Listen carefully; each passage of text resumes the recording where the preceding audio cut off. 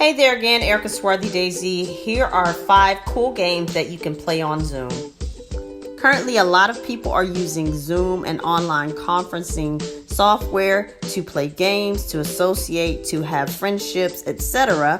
So in this video, we're going to look at the 5 games that you can play on Zoom, as well as how to share your screen on different devices. The first game is trivia. You can use a site called polleverywhere.com. There are other sites out there as well that you can use, like Kahoot if you're working with younger people in the game space. But if you do a Google search, you'll find different polling options online. But I chose to use polleverywhere.com.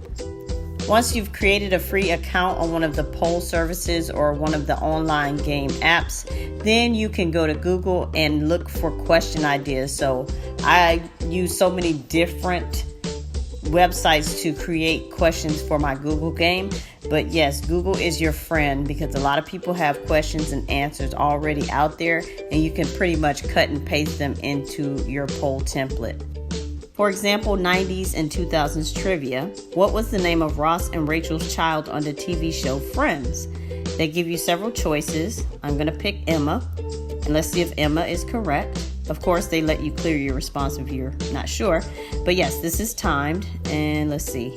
Yes, that's correct. So I earned 688 points. So as you will see on this particular platform, this is a timed game. So you can pick 30 seconds, 20 seconds, 10 seconds. But whatever the case is, you can alter it as you create the questions. And it's actually pretty fun. I've done it a couple times on Zoom. So number 1 is trivia. And of course, you can share the link with everybody and they can play it on their own individual devices. So that's the best part. The second game is 5-Second Guess. 5-Second Guess is an app from the Apple App Store. I'm sure it's on the Play Store as well or something similar. But you can actually remove the ads from this, which is helpful because I've tried to play it with the ads and they pop up after every second or third game. So make sure that you pay the $2 to remove the ads if you want to play it legitimately with a group. With 5-Second Guess, you are given a category and there is a timer at the bottom. So although this can be played as a group, one person has to answer the category before the countdown ends. So yes, you as the person operating it or as a group, you all have to decide whether the answers are true or valid or not, and then you indicate whether they got it right or not. So that's pretty fun. It makes it competitive. And with this app, you would have to be the one to share your screen with the group on Zoom.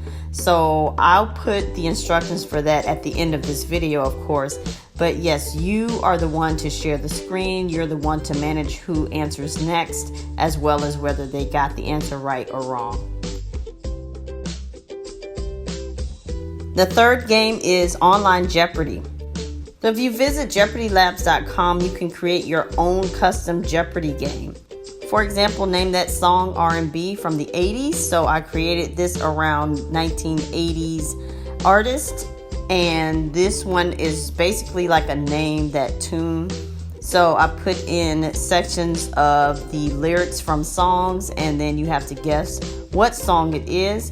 And as you see, you can split it into multiple teams. Here I just chose the default, which is 3 teams. With this game, you can share from your laptop or desktop screen, or you can share from your phone. And in this instance, I'm using the iPhone, but at the top, even if you're on a touch device, you can still operate the controls. So as you see, there's a continue and there's also a space bar. So if you just tap escape, the word escape up there, or the space bar, it will act like it would on a laptop. So that's cool. The fourth game is Charades. So this is an easy one to play on Zoom. All you have to do is go on Google and Google some charades words. So here I just found some easy words like airplane and blank and hammer and book. So they would have to act out these words without talking. And a strategy that you can use to get the words to the individual is they would have to keep, so the person that's actually playing or acting out the words would have to keep their chat window open, and you as the moderator of the game would send the word to them via chat privately. So they will see the words pop up as they act it out. So that's pretty simple, and it's a free game, and it's nothing you have to pay for or prepare heavily for either. And the fifth game is Pictionary. Pictionary is another fun game that can be played on Zoom. What you need to do is share your screen, and when you share your screen, you'll see the whiteboard option. I'll show you that in a second. And you can also use plain old paper, so it just depends on how high tech and involved you want to get your audience.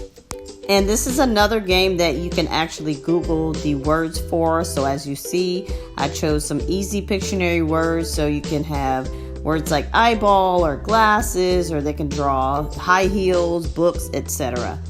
So to make this as simple as possible, all you have to do is give the person that is drawing a word via their chat privately, and they will draw the word. You'll have to, as the moderator, make sure to keep up with the time. But as you split up your teams, whoever guesses the item that is drawn, of course, will get the points. So it's really simple. You don't have to go through a whole lot to make this a fun game. We've taken a look at the 4 games that you can play on Zoom. Now let's look at how to share your screen from a mobile device. For this particular example, I'm using an iPhone and a MacBook, but I'm sure the instructions are similar for other devices. So from the Zoom app on the iPhone, at the bottom you'll see share content. So across the bottom you'll see icons. There's a box with an arrow pointing up called share content. Tap on that first. Next, you'll see a screen pop up, and it has several options. In this instance, I'm going to tap on screen. So I'm sharing my screen from my iPhone to the actual desktop or laptop. Then you'll be given several options of what to broadcast. In this instance, I'm broadcasting from the Zoom app. Then all you have to do is start broadcast, and the broadcast will be shared on your actual Zoom app, which will also be shared with the group that's on your Zoom Live. Now looking back on the laptop side, you will have to install a plugin, but it only takes up to like 15 or 10 seconds to download, so that's not a big deal.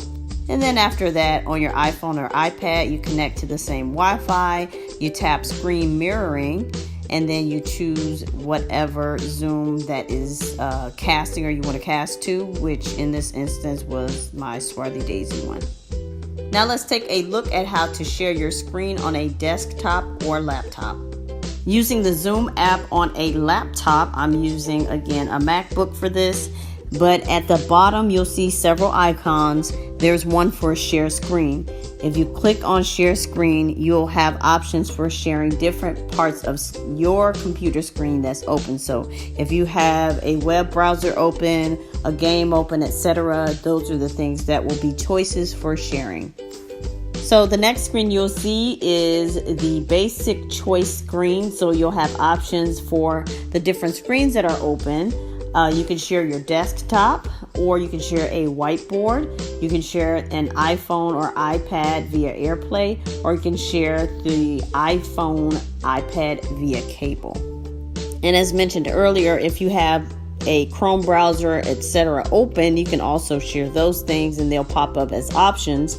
But at the very bottom of this menu panel, you'll see share computer sound. So if you want to play a video or have the sound from the game to be audible for your listeners, you can click on that. And then you also have the option for optimized screen share for video clip. For even more control, if you choose the advanced sharing options, you'll see the menu that says how many participants can share at the same time. So as you see, it's one participant can share at a time is an option, or you can choose multiple participants can share simultaneously. So with that, you will need dual monitors, and that's recommended for that feature. Next, you'll see who can actually share. So you can either have only the host, which would be you in this instance, or all participants can share. And then lastly, who can start sharing when someone else is sharing. Either only the host or all participants can be an option. And if you're playing Pictionary or a similar game that involves drawing, here is how you can share your whiteboard. And as was already shared, to access the functions under the basic tab, you'll see whiteboard. Once you select whiteboard, then you'll be able to share your whiteboard screen from your device. In this instance, I am sharing my whiteboard from my laptop to all of the people on Zoom. So as you see, I have drawn something. I think it's like a tree in a house I was trying to draw. But whatever the case, that gives you an example of some of the settings, as you see on the screen, that you need. Most likely you'll just use the draw tool, but they do have some other options for adding different things into your drawing. And here you see me live drawing, and this is being shared live with the Zoom audience. And I am not good at drawing at all. As you can see, I am trying my best. But yes, I am attempting to draw a tree with fruit on it and a house. So it's really fun. It's really interactive, and this is something that you should try for sure.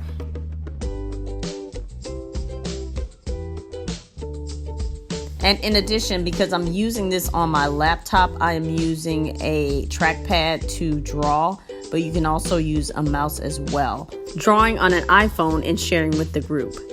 In addition, if you are sharing from your iPhone, for example, and you want to draw from your iPhone to share with the group on Zoom, you will need to use an app such as the Notes app, and you can use the draw feature as you see here on the screen.